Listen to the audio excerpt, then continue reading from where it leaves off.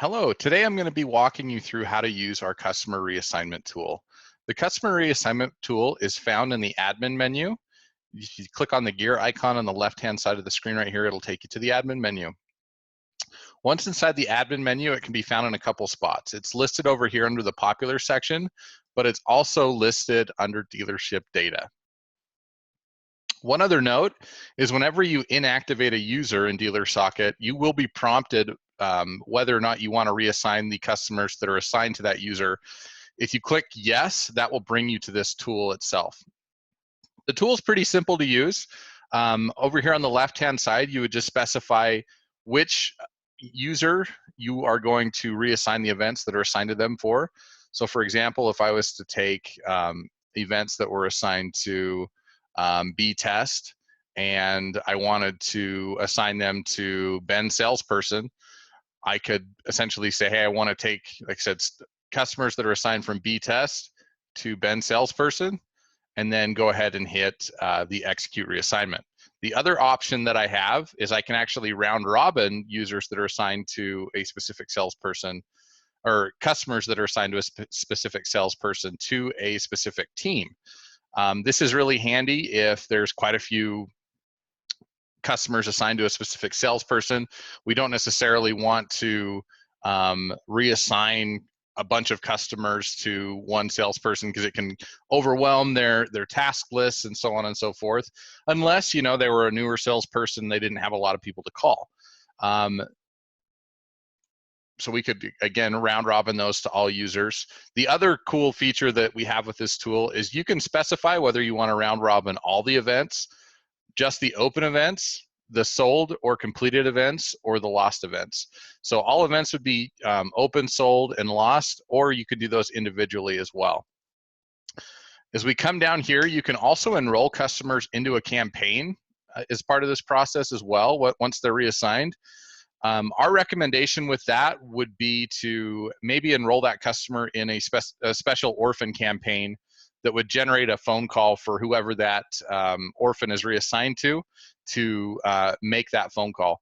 I would recommend only doing this if you're reassigning open events. A lot of times I've seen dealerships call orphan customers that have been sold in the past.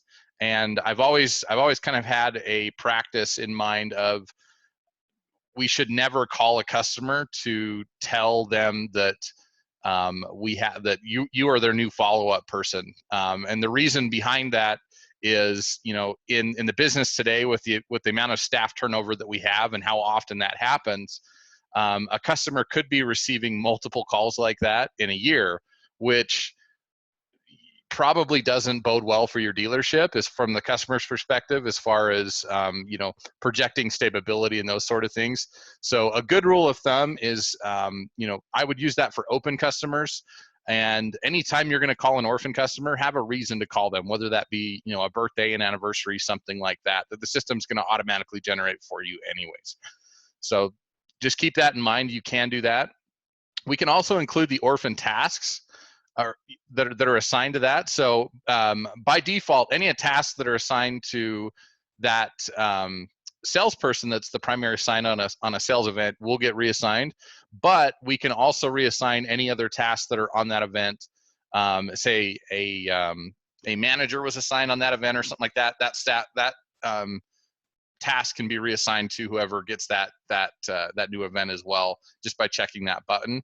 If we check this other box over here, assign sales secondary, anytime that an event has a secondary listed, meaning that the deal was split or you had more than one salesperson working that deal, we can set it up to where when those round robin to a specific team, whoever was listed as the secondary would get that opportunity put into their name.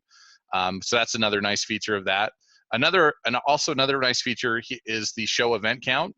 So whenever I've got my my query up here set, I can come down here and click show event count, and it will show me how many events are assigned to that specific user.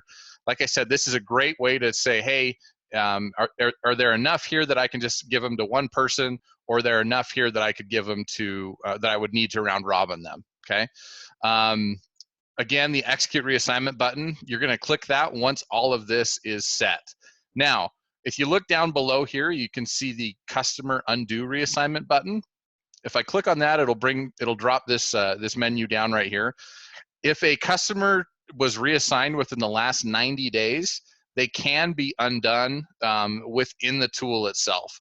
All you need to know is who it was reassigned by, what the date that it was, or what date it was reassigned on, and who it belonged to prior to the reassignment.